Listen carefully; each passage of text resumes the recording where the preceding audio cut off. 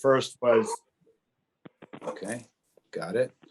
The initial item was introductions of, I think most of us have met each other, but why don't we take a quick moment? I'm Jim Ball, here in Westborough on the planning board as well, and here as a representative of the planning board. Welcome back. Thank you. Yeah, I'm enjoying it now. In the winter time, I'm gonna wish I was in Thailand again. So we'll see. And then we've got Maureen here from the library. Lisa, want to say hello? Yeah, I'm Lisa Blazejewski. I am moderator, appointee member, former member of the finance committee. Terrific. And thanks to Jim's return, now the former chair of this committee. Not yet. Well, we haven't got to that part of the agenda yet. I have a Leah? feeling. Oh, we have a feeling. Okay. Leah, why don't you go ahead and say hi?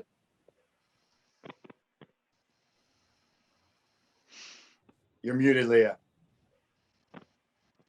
You're muted. Hey. Good to see you, Leah. Good to see you too. I'm a member of the Affordable Housing Trust. I'm on the Community Preservation Laboratory Committee. I'm on Tree Planting Initiative here in town. I'm glad we were able to find you something else to do. Thank you. But, you know, with nothing on your plate. Right. Andrew, are you there?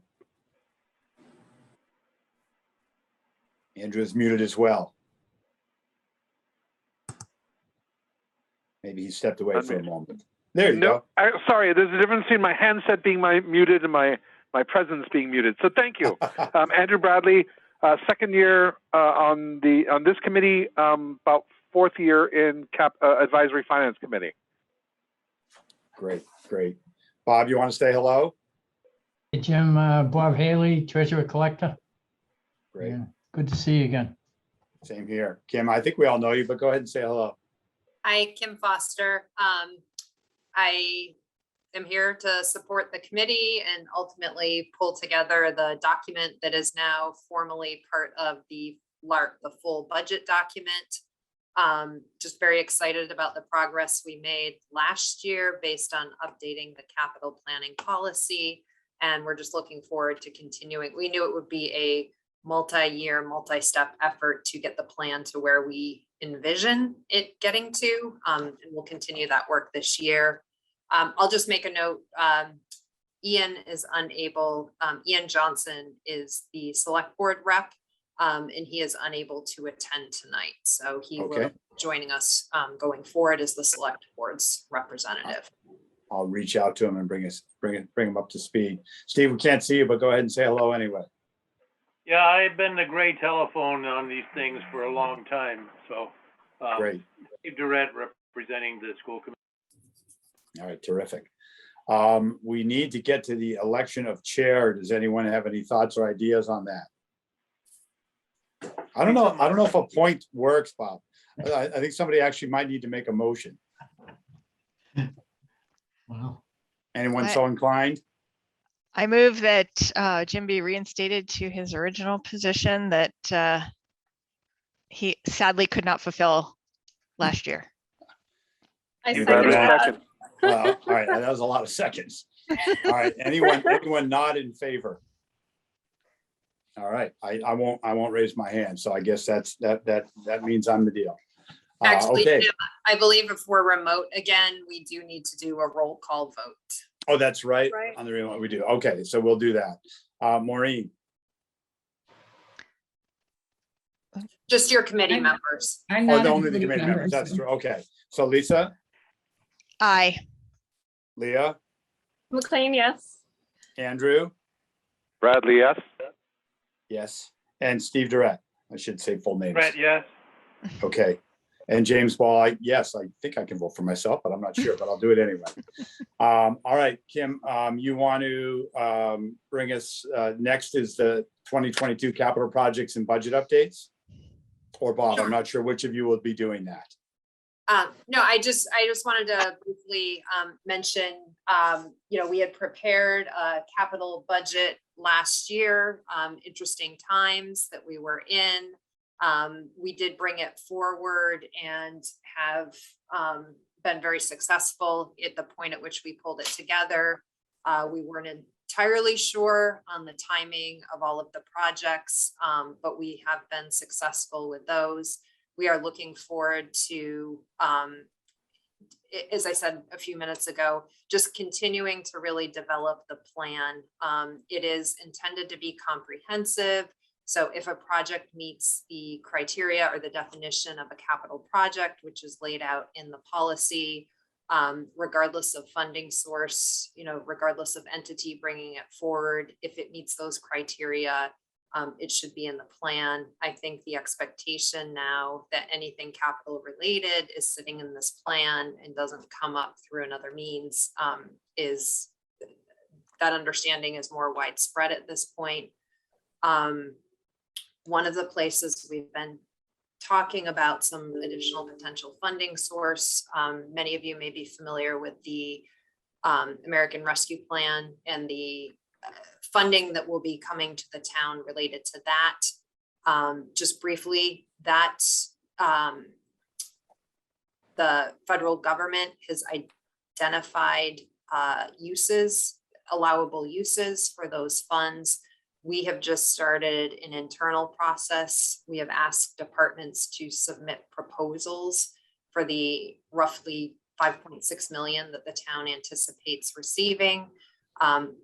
We had over 20 proposals, I think in the ballpark of $11 million requested. So we've started weeding through those. In just part of the conversation, again, there are buckets that the feds have defined, but we're having some conversation at the table about making sure that people aren't doing an end run around the capital process in seeking money from these funds. There are a couple things that are identified in our capital plan that have also shown up with potentially ARPA money being used in lieu of the other proposed funding sources. But we haven't made any decisions yet, and that's not likely to happen until potentially after we pull the budget together. So what we may see is when you hear from departments, for instance, the fire department will likely identify projects that are in its 5-year plan. There may be a couple of those for which they have submitted a proposal for it to be funded by ARPA, but given that we won't know at that point, it sits in the capital plan. I think as you've become familiar, if we identify other funding sources, that's good news. It just maybe potentially reduces if it was free cash or whatever the other funding sources are, and those monies just become available for something else. But we'll be talking about that, I think, as you hear from departments at some of your later meetings. And we're also really working, one of the things we're trying to do is make sure that departments are coming forward with projects that have a real solid basis for the estimates, particularly the projects that they're proposing for FY23. So those would be the projects in the plan for next year, and then projects in maybe FY24. It's understandable, but projects that are a little bit later in the plan, they should have a solid basis for the number, but we would expect that number to be refined as we approach the proposed funding date. So those are just things we've continued to work on with department heads or whoever's bringing the project forward to really continue to refine so we have solid numbers. There are a few things that we had hoped to accomplish this past year. One of them that we've talked about here is looking at a more comprehensive way to both manage and allocate our fleet. We didn't make much progress on that this past year. I mean, I'm not going to blame everything on COVID, but I think just given the circumstances this past year, we didn't get started on some of those deeper dives that we were hoping to start. So it's still planned. We want to, fleet is an area we've absolutely identified, wanting to take a closer look at. That's come up in the context of an individual department requesting a vehicle, and questions have been asked, kind of what's the big picture planning on that? And we've identified that as something we need to do. So I don't want to spend too much more time talking about that. I just wanted to remind folks there is town meetings coming up on Monday night. And after that, we will really begin in earnest preparations out of my office for the FY23 budget. One of the things we looked at, I know last year we were meeting fairly late into the season. We're trying to get a little bit of an earlier start, and then we have mapped out some potential meeting dates. I think that's maybe on the agenda a little bit later, but just want to try to lock in our meeting schedule. Once I have that, I will go back to the department heads who have submitted capital requests and firm up their dates for their presentation. So I think that's it for that item. Two things. Steve, did I pass over you on the chair vote because I saw your phone number instead of your name? Oh, no, I did Okay, vote. just, all right, just making sure, just in my mind. Kim, one thought, should we be considering that ARPA money in any way when we're going through this process, or disregarding that until we know that that money is here? The way we're looking at this now is we're looking at capital projects, regardless of what the funding source is. We want them to be folded into the capital process. I think where, I guess in terms of my concern is, or my interest is making sure that someone isn't bringing forward a capital project and slipping it into the ARPA pile, if you will. If it has not been before this committee. So that's what I'm trying to make sure is happening. Okay. So I mean, I think that brings us to the process. If you want to speak towards that, because I think, what you're really looking for us to do is hear these plans and prioritize, correct? And the funding sources perhaps will be determined after the fact. Right. Okay. Yes. So what we did last year, it's a similar model. The departments are using the new project detail sheets, which you will be receiving. And I've asked the departments to talk about all of the projects that they are submitting, but to put more emphasis and focus on the projects that would be proposed for next year's capital budget.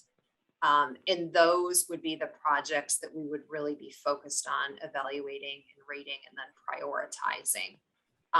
Jim, one of the things that we did last year is we stepped back and looked at a new way to prioritize the projects, backing off of the way they had been done in the past, identified a new process that left a bit to be desired.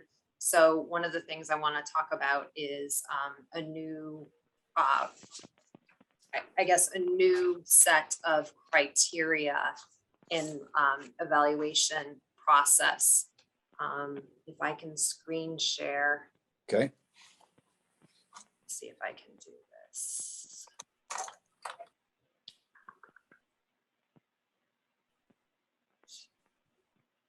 Bear with me.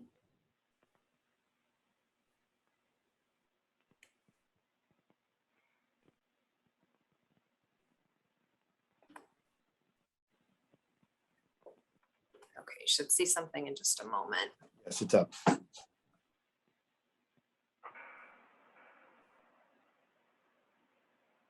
Did something pop up yet? Yes. Okay. So I will share this after our meeting, but I wanted to at least initially run through and have some very brief discussion. And then we can maybe have discussion and potentially finalize this at our next meeting.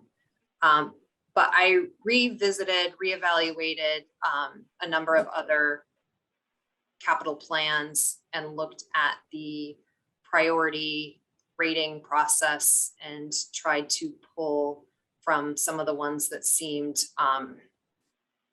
to probably better suit our process. But ultimately what I found is you dig into enough of them and you start to see a lot of similarities and consistency in terms of the criteria and what they're evaluating. So I've identified 6 criteria and put together sort of where it's necessary, a definition of the criteria or some explanation, and then a proposed rating scale. So we have urgency of need, which really focuses on, how critical is it that this happen in terms of, is there a mandate, potentially an EPA mandate, some sort of other regulatory mandate that if we didn't comply with, there could be other consequences. We're also looking at, if this is something that's critical in terms of an asset has failed and it's non-functioning. So in terms of, and the degree to which health and safety is affected by bringing this project forward, is there a hazard? And some of this is really looking at what's the risk, and sometimes inherent in risk, the town is taking on liability until it's corrected. So that's what's folded into this criteria, this factor.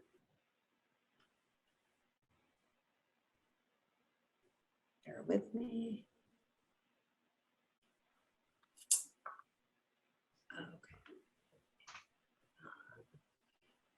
Okay. The next one speaks to protection of capital. And this one, I think the rating scale is self-explanatory. Again, this was one that frequently popped up in other communities' plans. This is, and again, you'll see the rating scale is 5310, and it relates to the impact on the facility. 5 is the structural integrity is at risk. 3, we're substantially extending the life of an existing facility.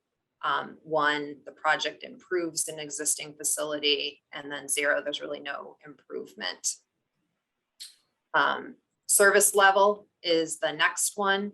And again, this is if there's a deficiency that needs to be addressed to get it, to get us to a certain service standard, that would have the highest score. And then from there, if we're looking to improve or increase service level, maintain level, or a project that we may deem has no impact on level. So again, these are the criteria that each committee member would be asked to go through, do the rating. We would compile them. My proposal is that we would compile them as we have in the past, and then have some discussion. And as we look at the ratings, we'll see, I think in the past, there was sort of some clustering, or allowed us to prioritize the projects by maybe most urgent need. If funding's available, we can have that discussion about how that priority might play out. And then there's 6 criteria in total. This next one really looks at the population served. And I guess this is really looking at how, who and maybe how widely is the benefit of this investment. So again, highest would be if the project benefits most residents or all areas of town. We'd be looking at that middle score of 3. If there seems to be less to town-wide, if it's more geographic area, sewer infrastructure, if we focus on a particular geographic area or a subset of residents. And then if it's a smaller, I think that is very important. We've had a lot of discussion about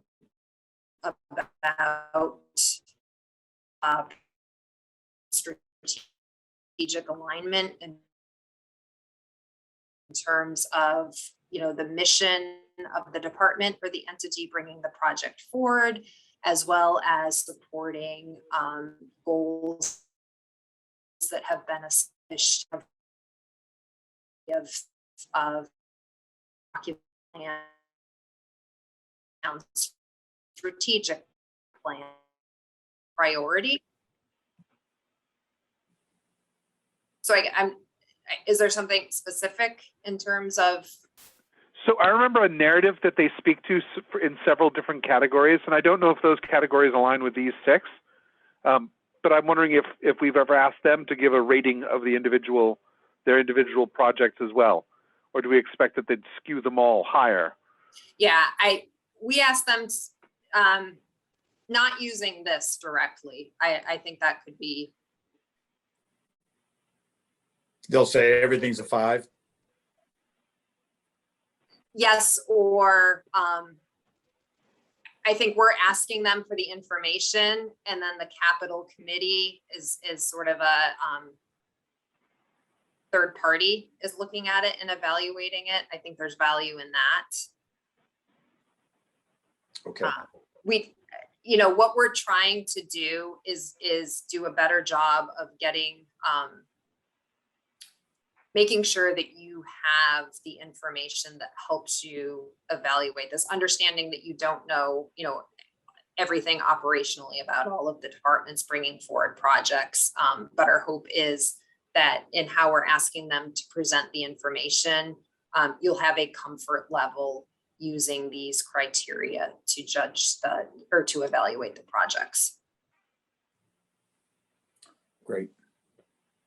And admittedly, sorry. this is very subjective. It is. It's a subjective process. So it's a piece of information that is shared with the finance team in developing the budget, and it's helpful.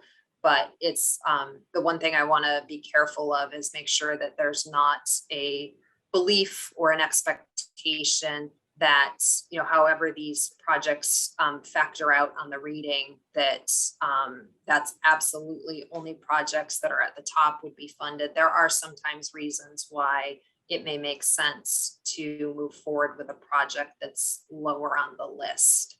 Maybe there's an outside funding source and you wouldn't want to miss it up just by saying, well, that was a lower rated project. We don't want to move forward with that.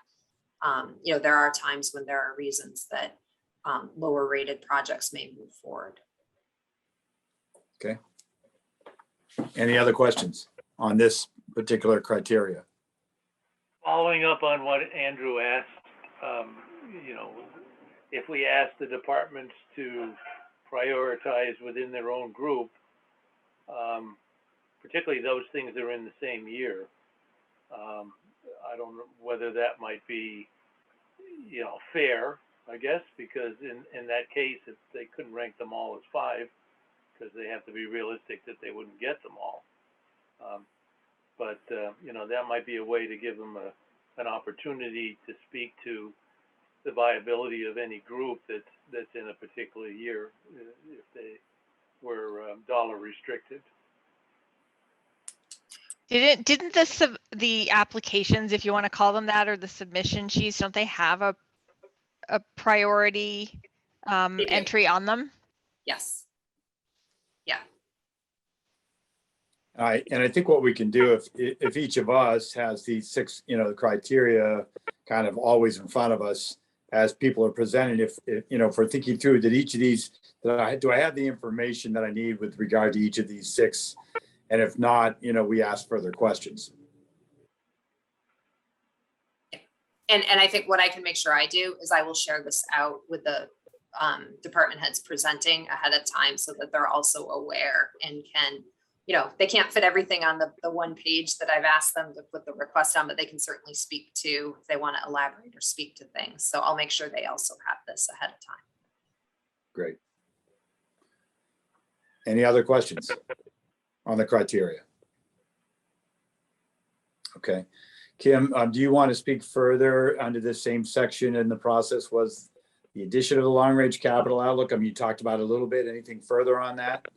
So in addition to the 5-year capital plan, this year we have asked departments to then look at the next 10 years and identify projects that may be on the horizon. So there's going to be much less detail about those projects. But for instance, if there's one of the things that was identified in the strategic plan was a community center. So if that was something that we saw fitting in that 10-year period, the post capital period, the next 10 years, the next decade, We have just asked departments to start identifying those projects. So it will not be something that you'll hear presentations on. It won't be something that you'll be rating, but it will be something we'll be sharing. So you can just start to get a picture of what else is coming down the pipe. Okay, great. Any further thoughts or comments or questions on the overall process? Okay, so Kim, you'll be forwarding us these after the fact. Well, one question I had is, will we, in the past, of course, we've got the binders with all the different things in it ahead of time.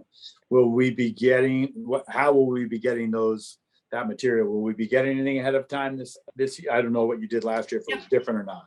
Yes. I think my goal is to, before you hear from each, once we establish the schedule, I'll be getting you the detail sheets for each of those projects, which the new format, it's a 1-page sheet. I'll be getting those to you ahead of the presentations. And my intention is to give you plenty of time. So, not the day before, but to give you time to review those. Electronically or? Yes, I'm sorry. Okay, great. Save a lot of paper. Yeah. Okay. Yeah. And then what I have also asked, and I don't yet have these all, and this becomes a lot of paper, but we can figure out if you're interested. I could create a Dropbox. I have asked departments when they submit proposals, particularly for the projects that are on deck for FY23, to have backup documentation supporting the cost. So, if it's a piece of fire apparatus and they've looked at one of the state bid lists or something like that, that they have some of the backup documentation. So to the extent that there's an interest in seeing that, we can figure out how to share that. Okay, great. I think that was everything under the planning process, unless there was any other thoughts or questions. If not, why don't we move to the library project update, please, Maureen?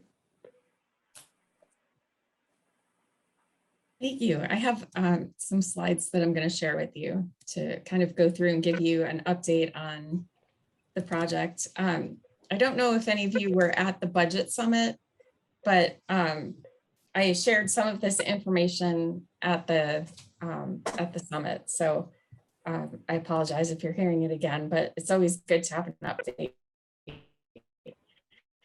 So if you're not entirely familiar with our project, you may not be aware that we've been talking about and planning for our library to be renovated and expanded since 2012. We did a feasibility study in 2012 to see if we could simply rearrange the library and make space within the existing footprint of the building that we have to provide all the services that we need to. And our space consultant told us no, that we really couldn't, that our building was undersized for its current and future needs. So in 2016, there was a grant that we applied for and received for a planning and design process. And that led us to be positioned perfectly to submit a grant application to implement the plan that we had come up with. So we submitted in January of 17, and we were notified in July of 2017 that we would be getting a grant. However, at the time we were waitlisted for funding. Our grant was for a total of about $9.4 million. And at number 11, we thought it was going to be forever before we got up to the top of the list. But we moved up the list little by little because the projects above us on the list got awarded and funded and began. And now in July of this year, we finally made it to number 1 on the waiting list. So my joke about that is, we always say we're number 1, but now we're really number 1. And we were so happy to see, to get finally to the top of the list. So what you're seeing here is kind of a timeline of the way we think things will happen. And we know construction and things don't always happen on the timeline that we think they will. But since our grant award is expected in July, once we have been notified that our funds are being awarded, our state agency, the Mass Board of Library Commissioners, gives us 6 months to get our local approval of the project, which would put us at next October's town meeting. So what we decided to do when the Library Building Committee was meeting a couple years ago during the construction application process, we decided that the year that we were going to be awarded our grant, we wanted to do a new cost estimate at whatever year that was, because we wanted to make sure that we go to town meeting with the most up-to-date numbers. So we back-timed everything that we need to do to make that happen. And so the Library Building Committee will have their first meeting the end of this month. And their first task is to hire an OPM to work on the project. We're keeping the same architect that we had previously, who did the design that you see at the top of the screen. Very high level schematic design. And the library probably won't look like this when it's done, but just, this was one conceptual idea of what it could look like. So the library trustees have committed to paying for a little bit of design development and a new cost estimate out of trust funds that they already have, so that that won't be anything that we'll have to go to town meeting or ask the taxpayers to fund. The architect has told us that will take 6 to 8 months to do the little bit more refining of the designs and a new cost estimate. So we should have that in plenty of time to get the word out before the October town meeting, and we'll be able to go to the town meeting with up-to-date numbers. And like Jim and I were talking about at the beginning, we know the numbers are going to go up from what they were in 2016 when we did our last cost estimate. But just to quickly finish our timeline, once town meeting approves it in October of 22, we'll have about a year where the design work will continue, bidding will happen. We'll be searching for a temporary location because we can't stay in the current library. The whole thing will be under construction. We'll relocate probably around the end of 2023 and construction will begin. That will probably take about 2 years. So we think end of 25, beginning of 26 will be the timeline for completion. And the party and the ribbon cutting and like our beautiful new library. Just the breakdown of the financials that we have now is our estimated project cost in at the 2016 cost estimate, which is what we submitted in early 2017, was the project would cost about 24 million. The grant award that we had, as you can see, is just over 9.4 million. So the estimated total town cost would be 14 million, which again, we know those numbers are going to go up. The grant award will not go up. That is the amount that we'll be getting. So if the cost of the project goes up, the grant award does not. So what you see here are a couple shots of the exterior of the building. The top left is the front, obviously. The top right is the view from the church parking lot. And everything that you see here with the lower roof from about the top landing of the fire escape downward is going to be demolished, along with what you see in the bottom picture, which is the 1980 addition. The plan is to demolish the 1980 addition, excavate down about 4 feet, and then do a full 3-story addition in the back. The 1980 addition was only 2 stories and with a flat roof. And the new addition is going to go a little bit wider, tiny bit wider on each side, a tiny bit deeper in the back, and then the full 3 stories. So that's going to add about 16,000 square feet to our existing 20 that we have now.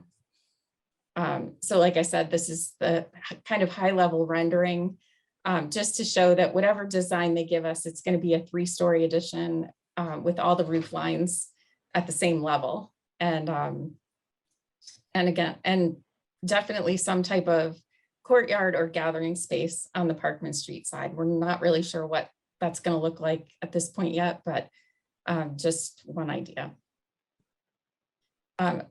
This is looking down at it from above, and the red boxes that you see are the like redrawing of the new library. So you can see it's going back a little bit and a little bit wider on each side. And then one last graphic that they gave us to dream about is what our new children's room could look like. Our children's room will be moving from the basement to the top floor to get it full of natural light and to give it a little bit more space than what it has now, and lots of fun features and colors. And I don't know, if I was a kid, I would just want to crawl through all of these little tunnels in between the shelves. Just lots of movement and fun in the children's room. So that's kind of just the high level kind of view of what our plan is at the moment. Be happy to answer any questions for you. Maureen, what repairs or plans are there for the old part of the building? That's going to be like full renovation. So like the electrical, plumbing, some HVAC, and then restoring all of the interior woodwork, windows, doors, the whole works. Yeah, that's good. The windows are really terrible. They've been terrible for a while. Yeah. We had some money that town meeting had approved for us to replace windows. And when we went to actually get bids to do the work, it came in so ridiculously high over what our study had showed that it was going to cost, that and it was like close to when we heard that there would be construction grants available. So we decided to let the state pay for it. And we really literally have been band-aiding those windows ever since. During the pandemic, when we were shut down, our custodian was still working, and he went through and puttied and plastered and like it did everything he could. It was like the MacGyver method on those windows, just trying to baby them through a little bit longer, get them through another couple winters, and then we'll be able to replace them with all new. So another question I have is, when you get the price or the best estimate, I guess, for this new construction, what will be the level of the plans that you'll have to do it with when you go to town meeting? The reason why I ask that is that having experienced what we've seen on building the failed school, if nothing else, everything is very, very expensive, and without true drawings of what they're estimating, there could be a contingency that's pretty large, I guess. Andrew, do you have any comments, I guess, on that idea? No, I mean, you're absolutely right on point. The extent to which we can bring details and, things that we can take out for bidding as close to possible on those drawings, the much more realistically you'll be able to lock in some of the prices. I think, very consistent with what you've said. Thank you. Yeah, I'm not sure that we'll be able to, that we'll have enough time and money at this point to be able to get to the point where we would have drawings that would be like biddable drawings, but we will get it as far as we can to get a good cost estimate. You're getting Yeah, an updated cost estimate, correct, Maureen? I'm sorry? That's what you're doing this year. You'll be Yes. getting updated cost estimates. Yeah.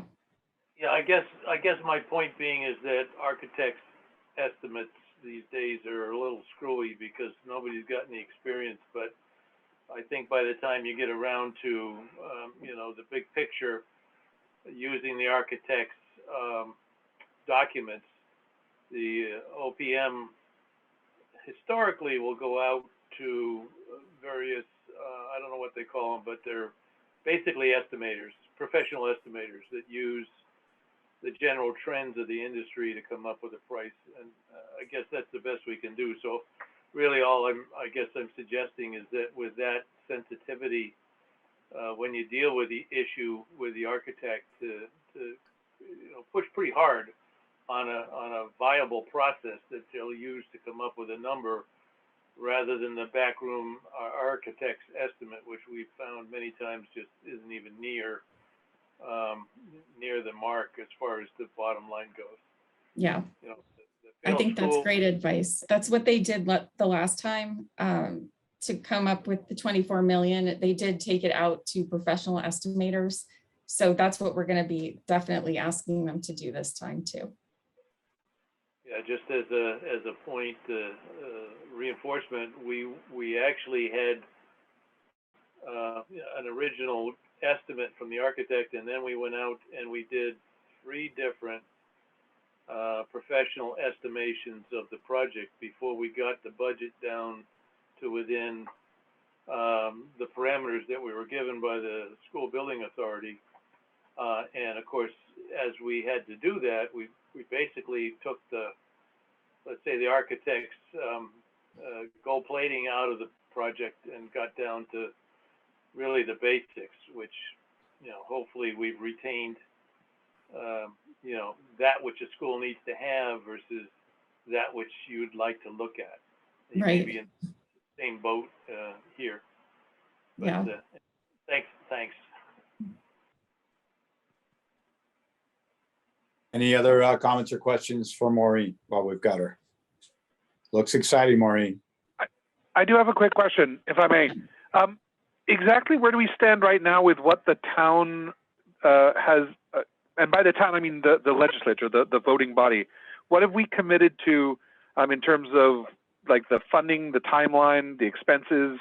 Is any of that has any of that been put in front of a vote? It has not yet because it doesn't come to town meeting for a vote until we're notified of our grant award.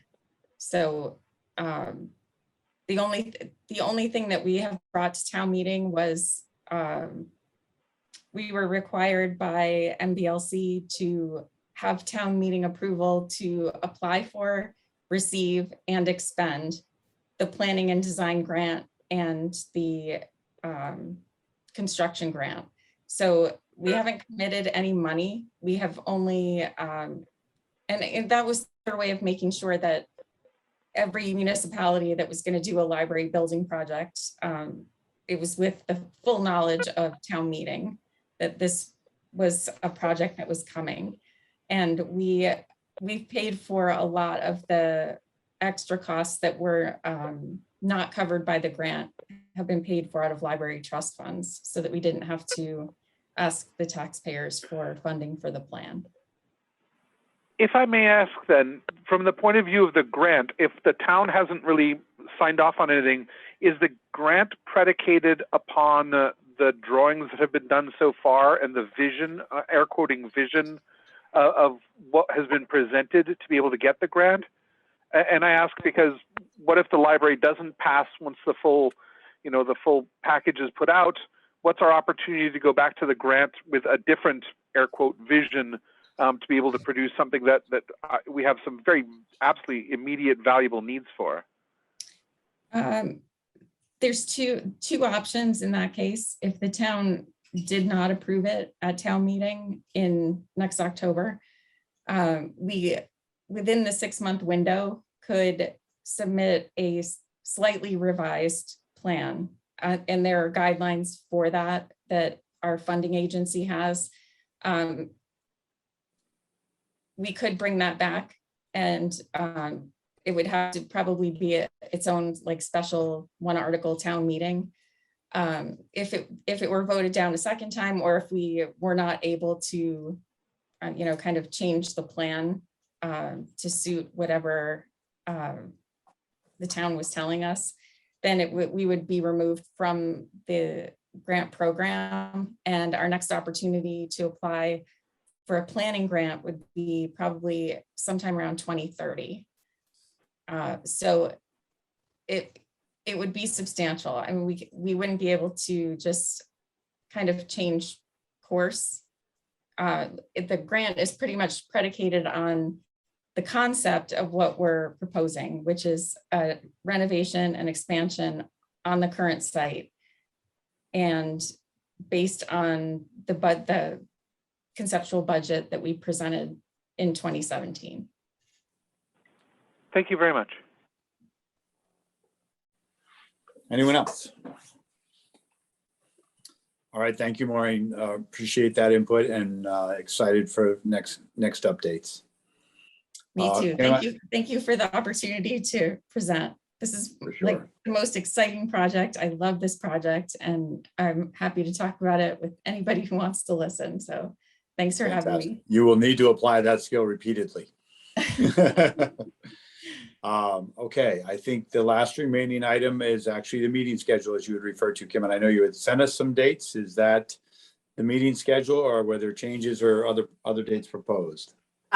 From my end, that still works. The dates that CELA had sent out were basically for us to meet the next 3 consecutive Thursdays, which would be October 21st, October 28th, and November 4th. I believe it's November 4th. If that works for the committee, my intention is tomorrow I would map out a schedule of departments presenting to you at those various meetings. I believe we can get through all of the departmental presentations in 3 meetings, and then we could determine if we need just another meeting. We'd have to do the evaluation, the priority setting, and then have a meeting to discuss that. So my hope is that we wrap this up before Thanksgiving. Okay. So we start with those 3, and then as we make progress, perhaps in the midst somewhere, we could plan the planning meeting or the follow-up analyzing meeting, so to speak. The only thing I would like some feedback on, the length of the meeting.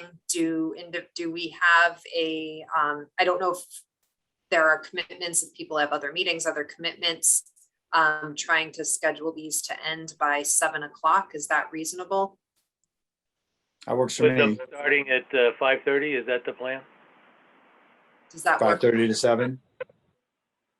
Yeah, that's not bad. What I'll try to do is I think we'll need 3 meetings. If I thought we could hear from everyone in 2 meetings, that'd be great. But I suspect we'll need that 3rd meeting. But maybe that 3rd meeting is finish the presentations and start to have some discussion about the priority setting, or at least, confirm how we proceed with that. Okay. Works for everyone, it sounds like. So what I'll Okay. do, I'll identify the folks who will present next week. I will be in touch with them tomorrow, and then I will have those project detail sheets to you all early next week to review. Great. Okay. Before we adjourn, any other comments or questions from anyone? If not, I would entertain a motion to adjourn. So move, Steve Durrett. Bradley, second. Terrific. Again, a roll call on that. Lisa? If I can figure out, I'm muting myself. Please just be yes. Leah? McLean, yes. Andrew? Bradley, yes. Steve? Durrett, yes. And Ball, yes. All right, nice to see everyone, and we'll see you next Thursday. Thank you, everyone. All right, Thanks. Thanks take all. care.